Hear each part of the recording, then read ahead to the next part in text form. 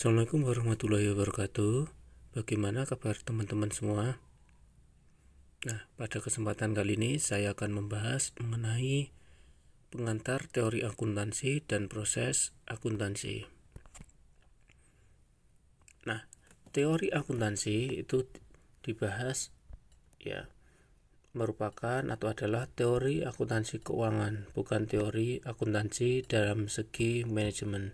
Jadi kita akan membahas teori akuntansi dilihat dari segi akuntansi keuangan.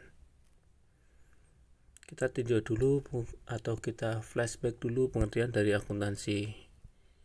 Yakni adalah ilmu terapan, yakni ilmu yang dipakai dalam praktik bisnis, sehingga nuansa praktisnya lebih dominan. Dan teori akuntansi ini terdiri dari dua kata penting, yakni teori dan akuntansi, yang intinya nanti akan kita bahas bersama. Kemudian definisi teori menurut dari Webster Third New International Dictionary adalah suatu susunan yang saling berkaitan tentang hipotesis, konsep, dan prinsip yang membentuk kerangka acuan untuk bidang yang dibahas. Nah, itu tinjauan teori terlebih dahulu ya dari Webster Third New International Dictionary.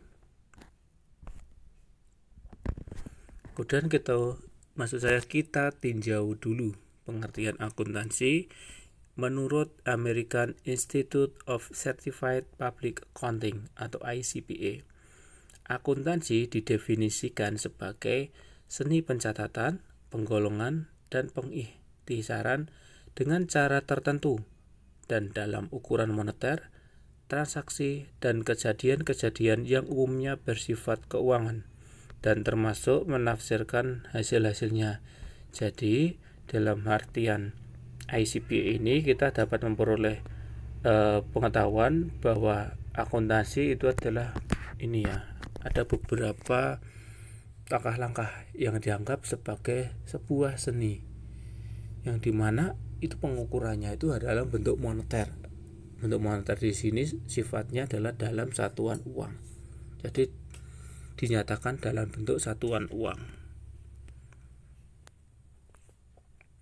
Nah, berdasarkan dari beberapa pengertian pakar baik teori maupun akuntansi itu tadi, teori akuntansi didefinisikan sebagai susunan konsep, definisi, dalil yang menyajikan secara sistematis gambaran fenomena akuntansi yang menjelaskan hubungan antara variabel dengan variabel lainnya dalam struktur akuntansi dengan maksud dapat menjelaskan dan meramalkan fenomena yang mungkin akan muncul. Nah, ditinjau dari sifat-sifat akuntansi, Bill Cawley pada tahun 1986 menggambarkan sebagai berikut. Jadi akuntansi sebagai suatu ideologi, ya kalau kita katakan sebagai ideologi berarti kan sebagai induk ya. Kemudian akuntansi sebagai suatu bahasa, dalam artian ini bisa mengkomunikasikan antara pembuat laporan keuangan kepada pengguna laporan keuangan. Kemudian akuntansi sebagai suatu catatan historis, nah ini jelas pasti sekali. Kemudian akuntansi sebagai suatu realitas ekonomi saat ini, jadi yang mencerminkan suatu keadaan suatu entitas. Kemudian yang kelima adalah akuntansi sebagai suatu sistem informasi. Jadi jelas sekali dalam akuntansi ada suatu sistem informasi yang disajikan. Dan akuntansi sebagai suatu komoditas.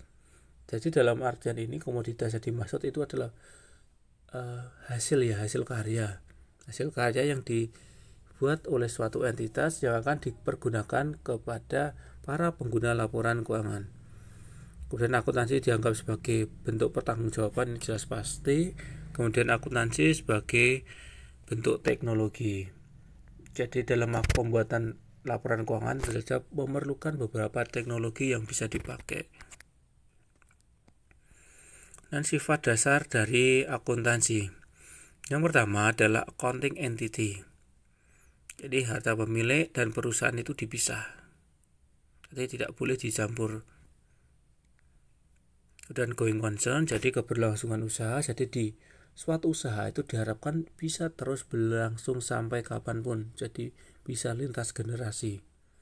Dan measurement, jadi sebagai pengukur sumber-sumber ekonomi, jadi jelas dengan adanya akuntansi kita bisa mengukur sumber-sumber ekonomi yang didapat suatu entitas.